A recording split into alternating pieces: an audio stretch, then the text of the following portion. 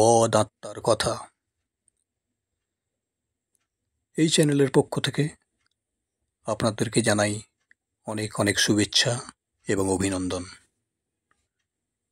বদ আত্মার কথা এই চ্যানেলটি এবার থেকে প্রতি শুক্রবার, শনিবার এবং রবিবার ঘড়ির কাঁটায় যখন ঠিক বেজে উঠবে রাত্রি 9টা, আপনাদের সামনে উপস্থিত হব নতুন নতুন বদ আত্মার সত্য ঘটনা নিয়ে। আজকের ঘটনাটি হলো মানুষরূপী জিন। এই ঘটনাটি যিনি শেয়ার করেছেন তিনি নাম প্রকাশে অনিচ্ছুক, তাই তার নাম আমরা বললাম না। তিনি এই উইকে সেরা বিবেচিত হওয়ায় আমাদের বদ আত্মার কথা চ্যানেল থেকে তিনি পেয়ে যাচ্ছেন সেরা পুরস্কার, বাজাজের মিক্সার গ্রাইন্ডার। এই ব্যক্তি আমাদের একান্ত পরিচিত এবং ঘনিষ্ঠ। আজকের গল্প শুরু করছি মানুষরূপী জিন। 2025 সালের মার্চ এপ্রিল মাসের এই ঘটনাটি। এই সময় ওই ব্যক্তির হাতে টাকা পয়সার খুবই টানাটানি চলছিল, তাই তিনি অন্য কোনো ব্যবস্থা করতে না পেরে তিনি মনে মনে ঠিক করলেন যে কলকাতায় বসবাসকারী পরিতোষবাবুর গ্রামের এক ধারে এক বিশাল ঘন বাঁশের ঝাড় আছে। সাধারণত গ্রামের লোকজন দিনের দিকেই ওদিকে কম যাতায়াত করে, আর সন্ধ্যা হলে তো কোনো কথাই নেই।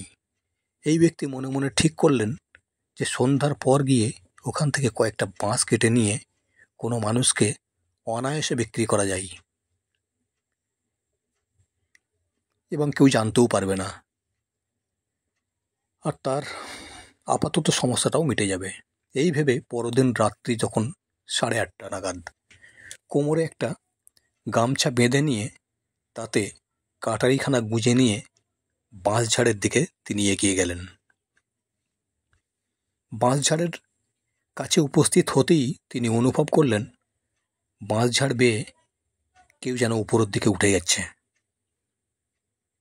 মনে মনে তিনি ভাবলেন কোনো হনুমান টনুমান হয়তো হবে। এই ভেবে তাতে কোনো গুরুত্ব না দিয়ে কোমর থেকে তিনি কাটারিখানা বের করে ধারের একটা বাঁশকে এক ঘা বসিয়ে দিতেই বাঁশঝাড়ের ভেতর থেকে এক পিচকিরির মতো জল গোটা শরীরে এসে পড়ল।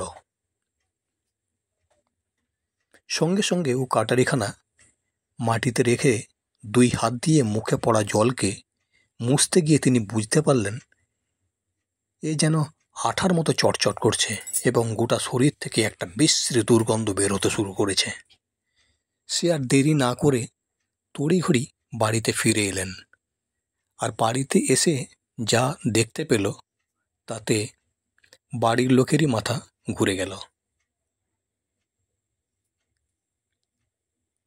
আপনারা এই গল্প শুনে লাইক সাবস্ক্রাইব করুন বা না করুন, সর্বদাই আমি সত্যটাকে আপনাদের সামনে তুলে ধরবার চেষ্টা করি। তারপর আলোর সামনে ওই ব্যক্তি দাঁড়াতেই যেটা জল বলে ভেবেছিল